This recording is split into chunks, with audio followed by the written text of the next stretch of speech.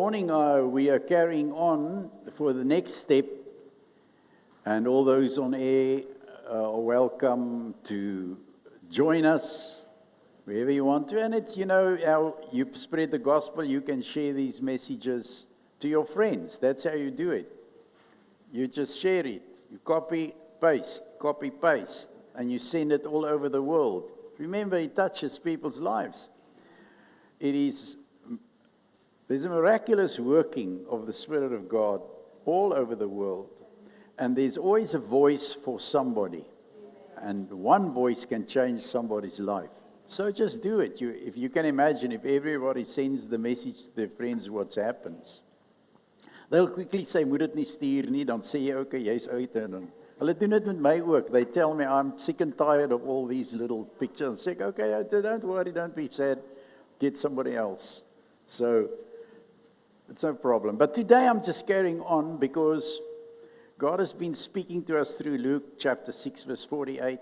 We're going on verse 48 and 49 now about the house that's being built. There's so much richness in every part and portion of the word. So we're going to go speak about the flood and the great collapse. Last week we were speaking about foundations. The previous week we were speaking about digging deep. Last week, the foundations, and now we were building the house. And we said that the house must now be formed. And we know that that house is this house. It must be built now. And how it's built and how you're going to stand. Now, why the flood and the great collapse? Because it does happen that people's homes collapses. Especially if you're under pressure and stress. And the way that life is going now, things can get very difficult for people and they can find themselves in difficult situations. I think of Tilla last week. She sat here Monday morning or Sunday evening. She's in hospital. And they can't find the fault. So, high blood pressure, stress. You say, I don't have stress. They say, you've got stress. I don't have stress, but I have high blood pressure. What's the high blood pressure? I don't know. Is it my age? Is it what? Or is it worries? I don't know, but it's there. Then we get the blood down, and then we get the blood up, and then we get the sugar right, and we get everything right. What's your problem? I don't know what's your problem. But I know maybe you must rest, so you're just down in the bed for a while. Amen. En dan sê die dokter, hy kry niks fout nie. Amen, maar ons bid vir hulle en soos ons gebid het dat die Here aanraak. En dan ook vir Christa, they should go on holiday, but they can't drive. They're in bed. I don't know why, but God bless them. Maybe they're driving today. The flood and the great collapse. Wow. Luke chapter 6, verse 48 and 49. I'm not going to read this portion. I'm going to touch on it. But the central idea this morning around this portion of Scripture is this, that both houses were built by two different people in two different situations, going through certain processes in their lives, but with very different thinking patterns. So the way one thinks is the way that he builds. Because that which is in the heart of a man comes in his mind. And that which comes in his mind, that's the way that he builds. So there are two houses, both built in different ways, but both face the same storm. Nobody is excluded from difficulties in life. No person can say, I will not experience this or that. All things can come to you no matter who you are. Life doesn't distinguish between rich and poor, simple or whatever you want to call it. Life just comes the way it is to you and I at the time and the season, the space, when we need to be challenged. And God does not create the storm. Nature creates the storm. Circumstances create the storm, but God uses the storm. He is not in the storm, but He is with the storm. So it depends how you experience it and how you know where your house is built. So ignoring the digging process that we spoke about the previous week, that digging deep and getting your foundations right, ignoring the digging process leads to hidden fragility. Because it exposes those areas of one's life that you have not attended to, or you thought you could look into it some other day when you would need it. But it's not when you would need it, it's about starting off right, being consistent in the way that you approach things, and then moving forward. So there are certain keys that are being revealed from the scripture that you and I need to take note of. And those keys come to us in revelation and understanding, in which we apply the wisdom of God. In 1 Peter 1 verse 6 to 7 highlights to us that Christians can rejoice in their salvation. It says Christians can rejoice in their salvation even while experiencing temporary grief through various trials. That's what 1 Peter 1 verse 6 to 7 declares. You can read it. These trials that you and I as Christians experience, these trials serve to prove to us the genuineness of our faith. How we have laid the foundation in the Word of God and how we have applied that Word.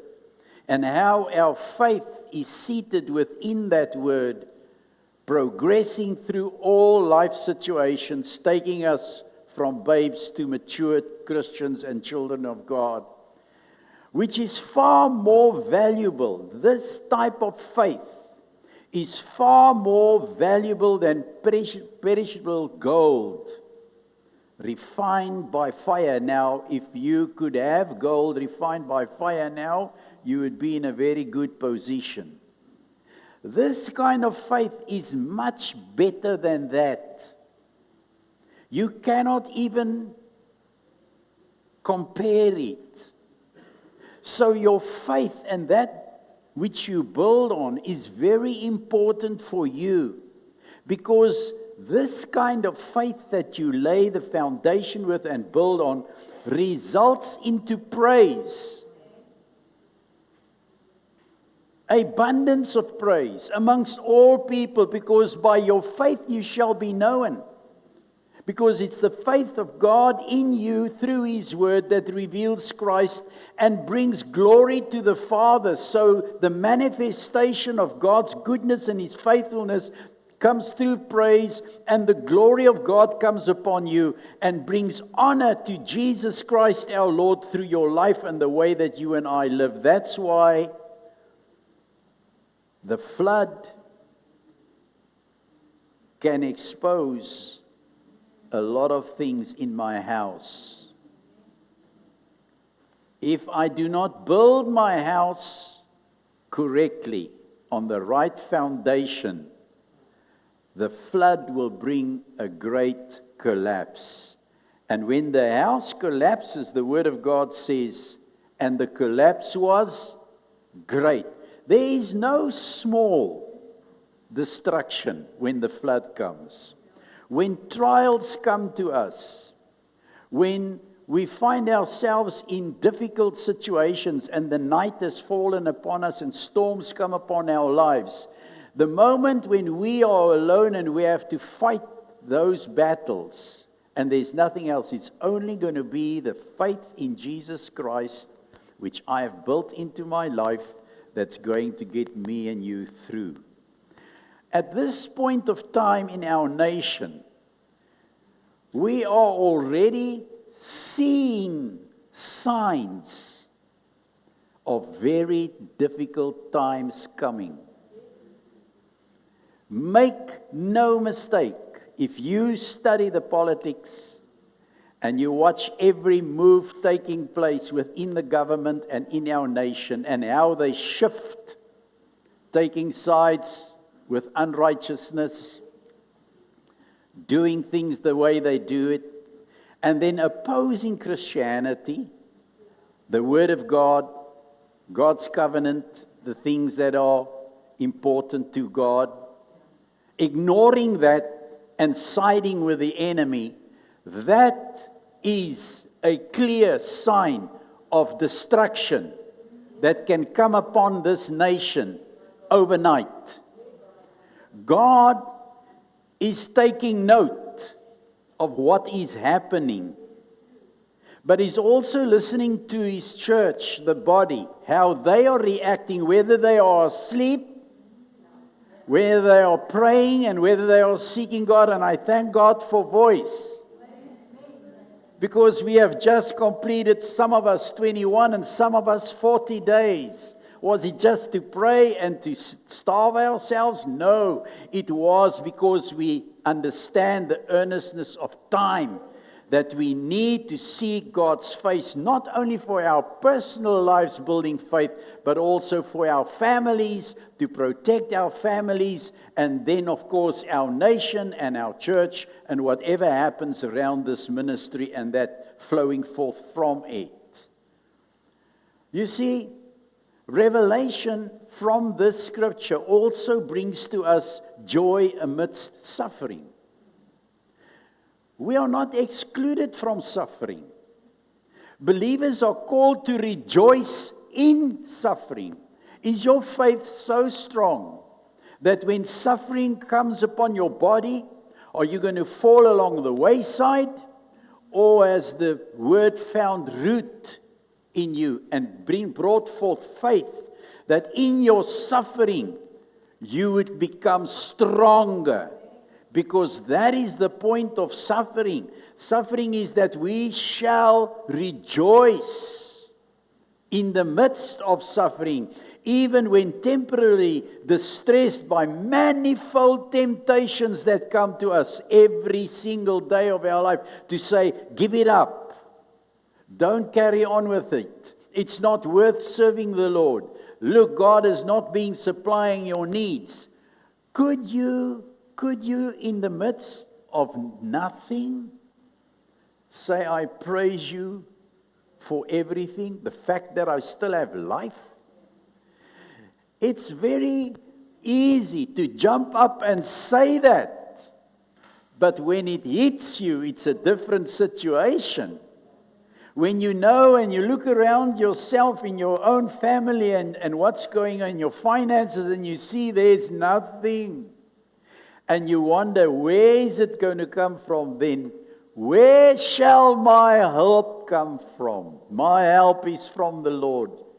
I raise up my eyes to these mountains. I would say, lift yourself and go, because God is for me. Can you say that? Then your faith is strong.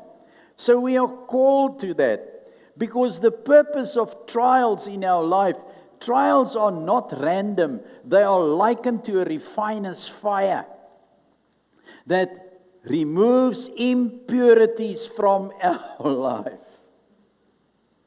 testing and strengthening our faith. Now, I will be the first person to say to you, when you're down there, it's a different story. I recall not once, I recall twice, I recall 3, I recall 4, I recall many, where I felt I'm lost. I call it the dark hour of my soul. That lowest point in my life, where it feels like I don't even want to breathe. You know, you battle to breathe. What's still to get your mind together and say, it's okay, God is with you. You hear that voice, You hear the voice constantly saying, I'm with you, don't panic, I'm with you. You remember when you were sitting down there, met jou hande in jou hare? Here, ek sien nie kans vir nog 'n dag nie, ek weet nie hoe gaan ek hier uitkom nie, I don't know, Lord. Maybe you've come through big trials, maybe death visited you, maybe bankruptcy visited you, maybe loss of a family member, a loved one visited you at a time when you did not expect it. You expected the least. It happened to you. You were planning all things going forward so well, and it was running so well, and all of a sudden things happened, and jou bodem het uitgeval. There's nobody. It's quiet. Where are you, Lord? Inside of you. Where? Inside. I don't hear you. My God, it strengthens my faith, but I don't feel like it. But you and I can say every time when we have come through that trial, we have come out much stronger than what we were. Amen? It is true. And that has brought us to a place where we can say, oh, our faith, this type of faith, is valuable. Why? Because the testing of our faith is described as infinitely more precious than gold. Can you imagine that the testing of your faith is more precious than any form of gold that you can obtain? Your faith, because it's faith can get you somewhere where gold cannot get you. Gold cannot get you to that point where faith gets you, because your faith is precious, more precious than gold. Why? Because it has a future reward.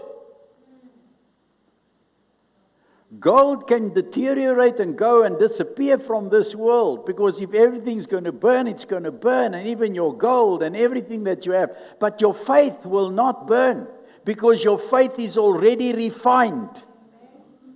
So your faith has already placed you in a certain position that gives you a ticket to go forward, that nothing can be taken away from you. You see, the future reward is the ultimate goal. The ultimate goal is for this purified faith to result in praise and honor and glory upon the return of Jesus Christ. Are you longing to see your Saviour's face? It's sooner than what you and I think. If He comes before that time and He takes me home, it's okay. But I ask Him, I say, Lord, let it be in my time, in my generation, in this time, that we will see You. So when I see the things happening, I know He says, when you see this, it's not the end yet. But listen, His time is very, very soon. We are going to see our King very, very soon. We are going to see our King very, very soon. We are going to see our King. Crown Him Lord of all, and crown Him Lord of all, and crown Him Lord of all, and crown Him Lord of all, and crown Him Lord of all. Oh, those old Pentecostal songs that we sang, and the power of God fell on us. Why? Because our houses could take the test of the storm. And when the floods came, our houses did not collapse. May God give that your house is so strong that your future reward is built into you in a constant expectation. It could be this day. It could be tomorrow. It doesn't matter which day, but somewhere inside of me, there's this constant call, come Lord Jesus, come. I can't wait to see your face. And then you will know that all the trials and all the tribulations and all the pushing and all the frustrations that you experience doesn't measure up to the glory that you will see when you see Him face to face, and to look into those beautiful eyes that loved you so much the first time before the foundation of this world, that He said, when you go, I'm coming after you. And no matter how much you have sinned, and no matter how much you have failed, and how many trials you have gone through, I'll pick you up where you need me. And then I'll take you to where I am. What a glorious day. And wow, does this bring you forth that I can build my faith strong in the foundation of Jesus Christ, who is my rock and my hope and my future hope and glory. You see, this just also brings a temporary nature. Revelation of this scripture and of the word that brings the building and the structure of how the house is built, and then the floods and then the storms coming into my life. It's just temporary. Why is it temporary? Because trials are described as occurring for a little while. He says it in that scripture. In Peter, he says, these trials are only for a little while. How long is your little while? The one's little while is many years. Sê, Here, wanneer gaan dit klaar kry? Wanneer jy reg is. That's the thing. There's this constant thing. So when I get into the position that my faith is so strong and so well founded that when the trial hits, I start praising and I start jumping around and I start glorifying God, then the trial says, no, this guy, I can't break him. Hy word net sterker. So you see, it's just for a season. How long is a season? How long is summer? How long is winter? How long is autumn? How long is spring? You try and measure it. How long is it? It's only for a season. Say, Lord, I thank you that my trials are only for a season. We can all say, in those trials where we felt we are not going to make it, where ego was playing the biggest role, ek gaan onder. Nee, ego, ek gaan onder. Daar waar ek ondergaan, nee. Op my ergste, toe ek daar was, you remember everyone, how I can recall every situation. Oh, difficult. I did not think I would. What has happened to me? Try and remind me how I really felt. I can't remember. Do you remember the pain? Do you remember that big op that you went through? I can't. It was bad, but I can't feel the pain. Because how did it feel? Well, I'm trying to figure out. My brain can't even remember how pain felt at that time.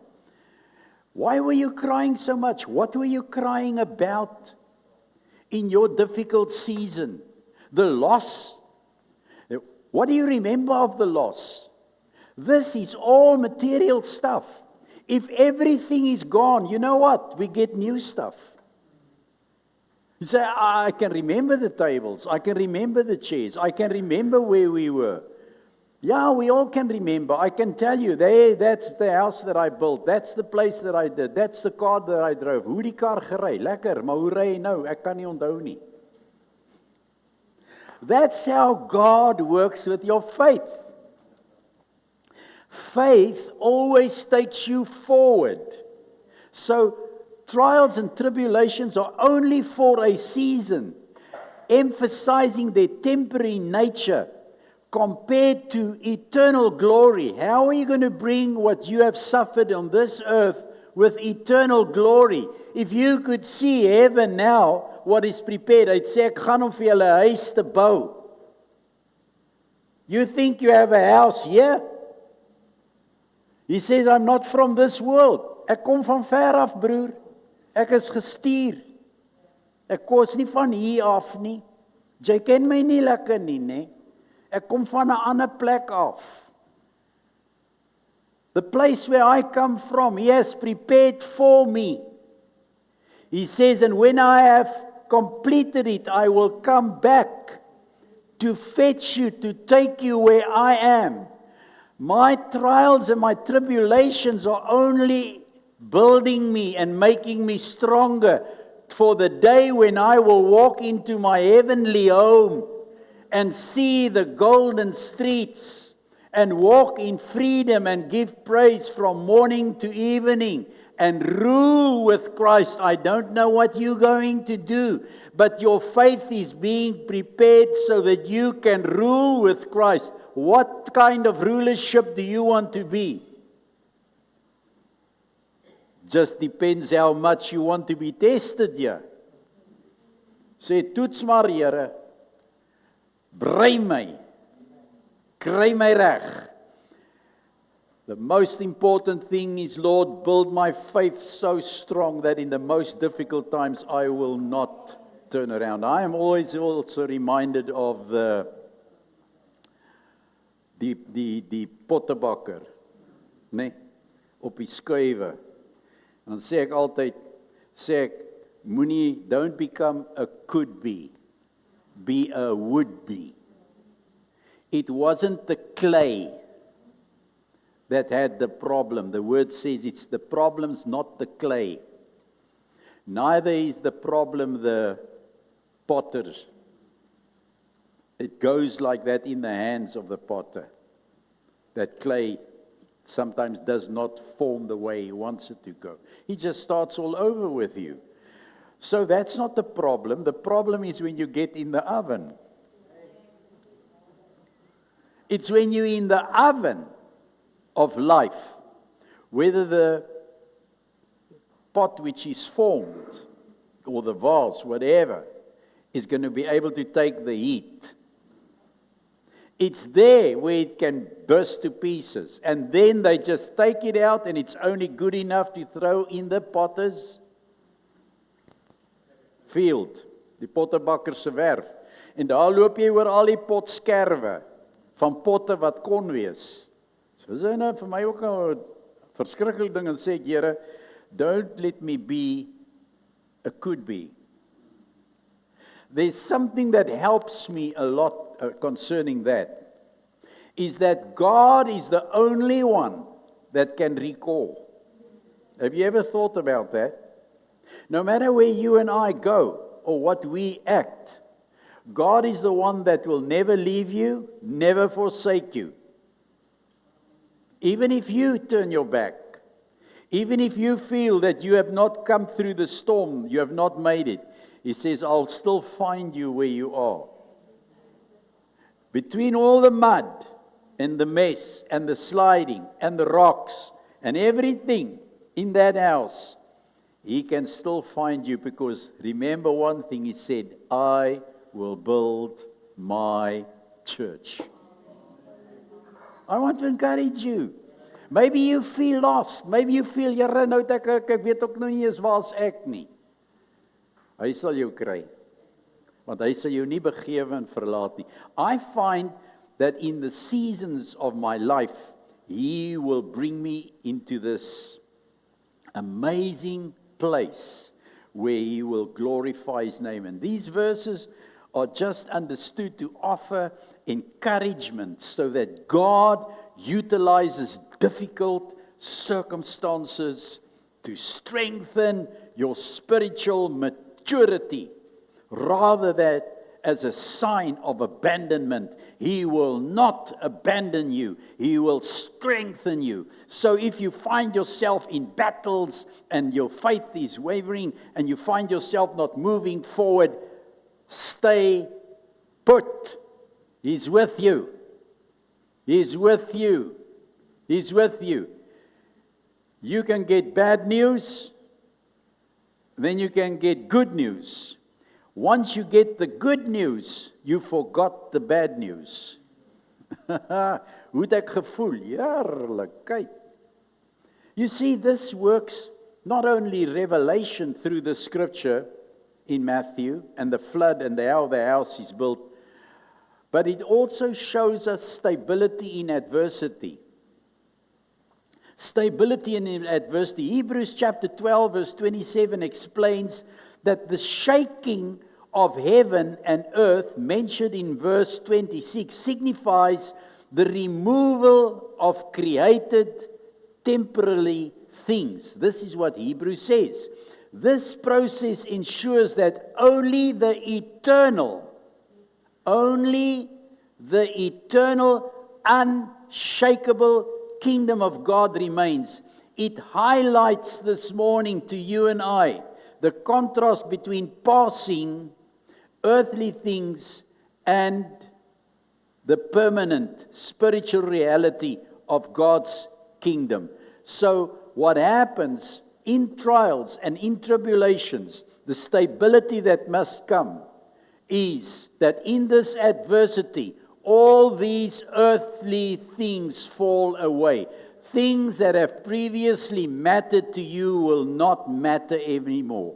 You remember when you started off, you were young, unmarried.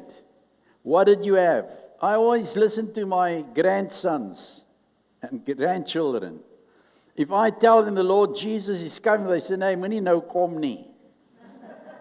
Hy moenie nou kom nie, oupa. Hoekom moet hy nie kom nie? Nee, oupa. Ek het nog nie eens 'n vrou nie. Ek het nog nie eens kinders nie. Onthou julle ook. Julle het so gesê, toe jou maale gesê, die Here kom, toe sê julle, nee, die Here moenie nou kom nie. Wel, hier sit jy al in jou 80 en die Here het nog nie gekom nie, jy het dan kans gehad, so ek sê altyd vir hulle, byt vas. Leef asof hy môre vandag kom, maar jou kans is groot dat nog baie kleintjies kan kom. Amen.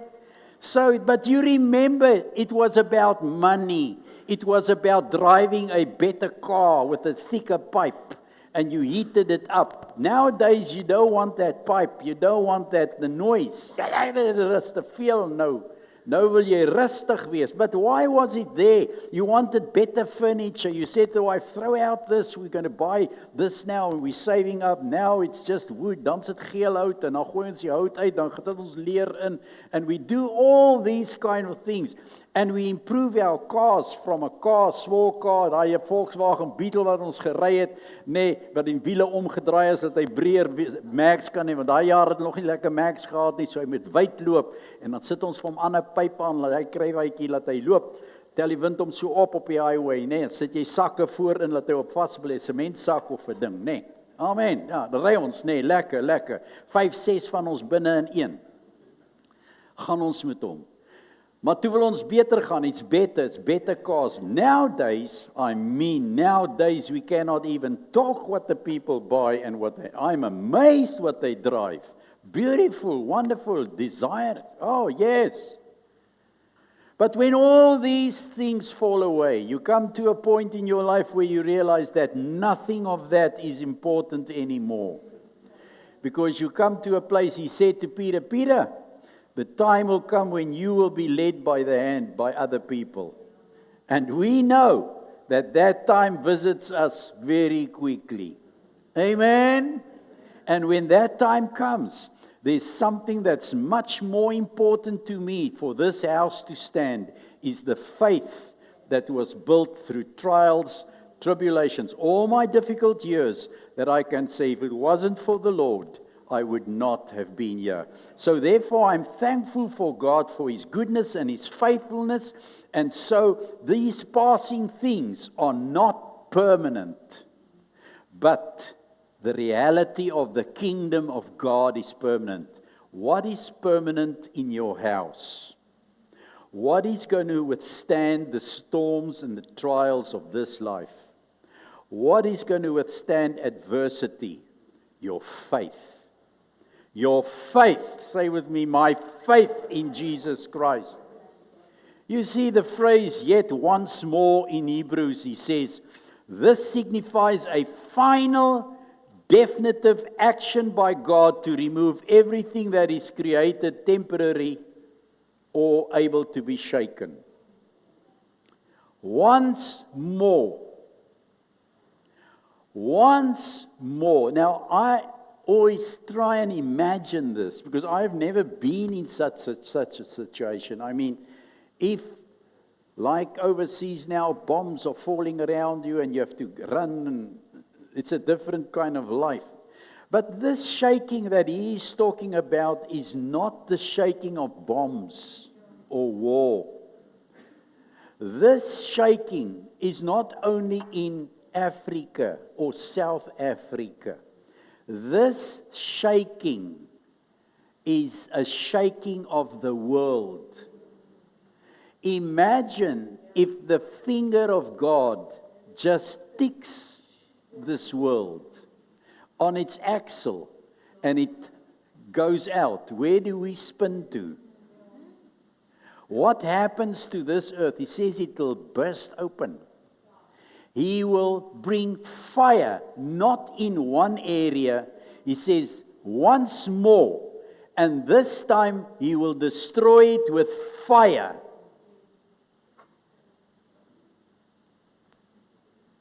Now remember, the fire,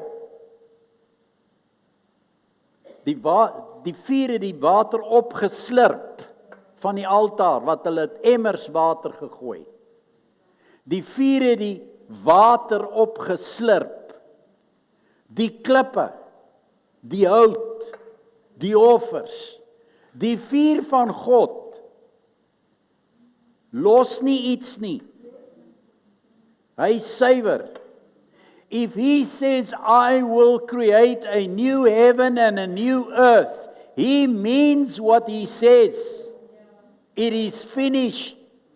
So my faith is the only thing that's going to get me through this shaking that he's talking about now. This is what's going to get you to the other side. Listen, we are standing on the threshold of a new phase of God's glory. We are moving, you know, Israel, and you know that the whole Persia, the eastern world, has just gone into their new year now. Numuz, wat ook al. Hulle het nou in hulle eerste jaar ingaan. Everything, every single thing at this point of our lives points to the time of a total new phase. So who is the God of creation? He is. If He has brought storms and floods and seasons and times, what is the season? What is the time? It's only my faith that is going to get you and I through. And I want to encourage you this morning. Let Him remove everything that keeps you back. Let Him take everything. He's not saying, I'm going to make you poor now and I'm going to let you creep around on the floor, wat jy rondkruip op die vloer, sê Here nie. Dis nie wat hy sê nie. Al wat hy sê is, wees my woord gehoorsaam en sê, Here, vat uit wat nie van U is nie. En hy sal dit doen. He will purify you so much more that your faith will bring glory to God. So let your faith shine through you and let the glory of God come upon you. Removal happens so that only that which is permanent and unshakable remains. Only that. What is that? My faith. So in the context of Hebrew 12, 18 and 29, this passage contrasts the fear-inducing temporal old covenant Mount Sinai with a permanent heavenly new covenant. You can have Sinai. Daar het hulle gebewe toe God praat. Daar het hulle geskrik. This faith of the kingdom, you will not shake. People say, but if the Lord comes, what's going to happen to me? And they say, but He's going to come like a thief at night. Well, I have never come like a thief to my children. My children know They hear the sound of my car and my footsteps. They know exactly it's Daddy coming home. Whether I used to come late at night, I walk in. When I turn the key, they know it's Daddy. It's not a thief. They carry on sleeping because they're in the peace. You and I will not be shocked. We will not be surprised. We will only be transformed.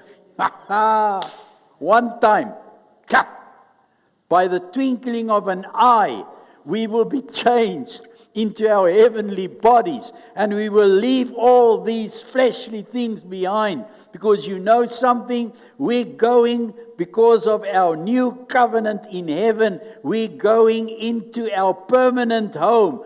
Do you long for your permanent home? Build your faith on the rock. You see, what's the application? You are receiving something much greater than what you can ever imagine. You're receiving a kingdom that cannot be moved. You are urged to serve your God with reverence and gratitude. That's the key. Dankbaarheid. Elke dag. Here, dankie dat ons hier kan wees. Thank you that we can sit like this. So what does the shaking mean? Well, it refers to anything created in this material world, which is temporary. People spend millions of dollars and rands on things that are temporal, but not on the kingdom. You can watch yourself. Waar jy die meeste van jou geld spandeer, dis waar jou hart is, sê hulle. If your heart's the kingdom, you will always just see the kingdom. But there's just one big difference. The one that spends more in the kingdom, the word of God declares he will have more there. Why? Because God loves a cheerful giver. God never loves somebody that gives under compulsory stuff. You must give. Jy moet so gee, jy moet so gee. Nee. Hier binne in jou en my hart is daar iets anderste. Because we have already been shaken. If your now world has gone through trials and tribulations and you've already been shaken, then you don't care what happens to anything that can be shaken. You are just concerned about the things that are permanent in your life, and you watch over that, and you cherish that. You cherish your prayer life. You cherish your faith life. You cherish the Word of God. You cherish your walk in this life. You cherish how you express Christ through your life. You walk in a different way. You're a different kind of person. You're a different mindset. You are something else. Jy's iets anders in hierdie wêreld.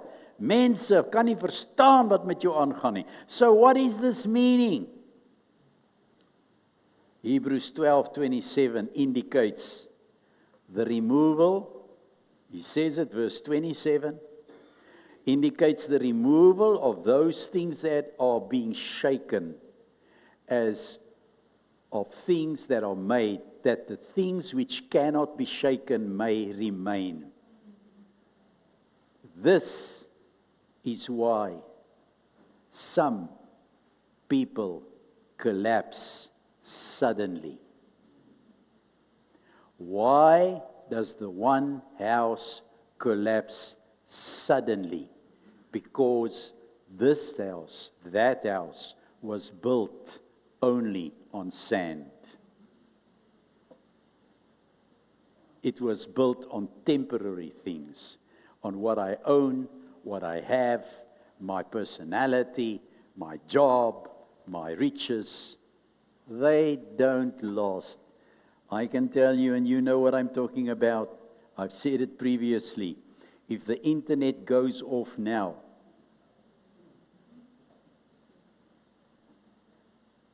have you seen what they do overseas now in the war?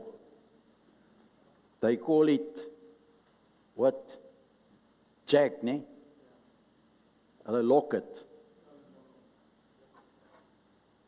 Hulle vliegtuie en goed a jam.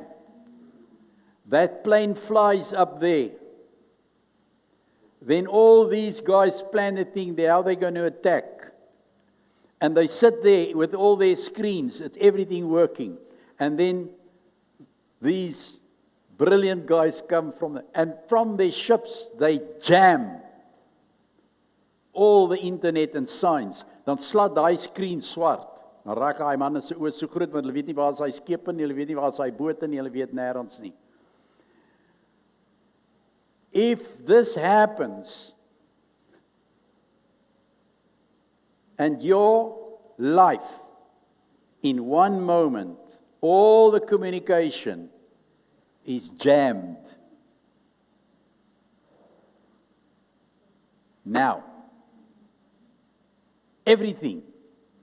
Jy kan nie petrol gooi in die pomp staan. Jy kan nie geld trek nie, hy staan. Jy kan nie ligte aansit, die ligte is af. Jy kan nie kos maak nie, is af. Alles is af. It's gone. It's gone. As nie 'n robot nie, as niks wat werk nie, nothing's working. Everything is jammed. You can't phone your mother, you can't phone your brother, you can't phone anybody and say, listen, come and help me. You are stuck. We are stuck. Why? Because the system is jammed. What will get you through? We have the key. Our faith. Because what does faith say? Faith says when it's dark around you, don't move. Stand dead still. Why? Because only the eye of God has connected with your eye. Only the Spirit calls to Spirit. And when Spirit calls to Spirit, you will arise and He will say, come up here.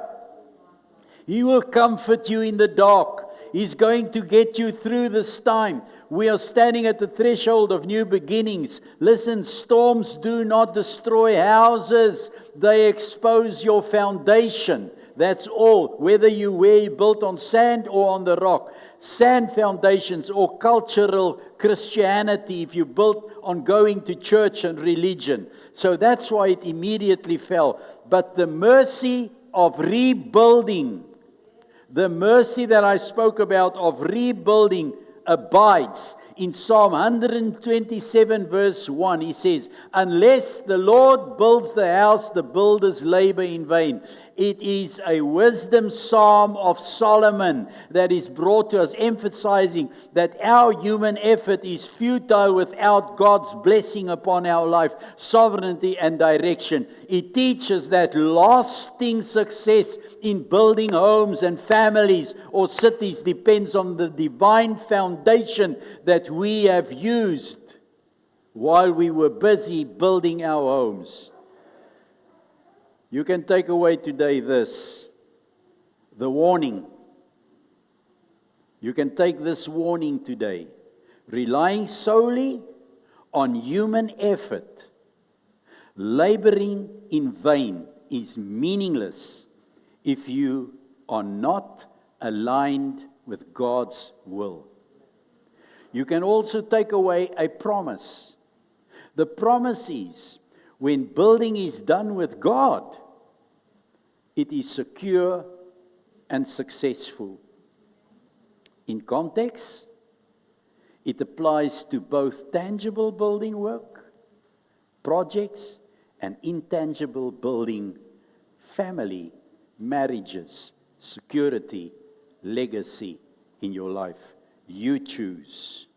What layer is God asking you to dig through this week? What layer in your building project? Or is He inviting you to redig foundations? Is He inviting you to do it? What layer? I'm leaving this with you. What layer is God asking you to dig through this week in your life? What do you need to get exposed? What do you need to open up? What do you need to get rid of?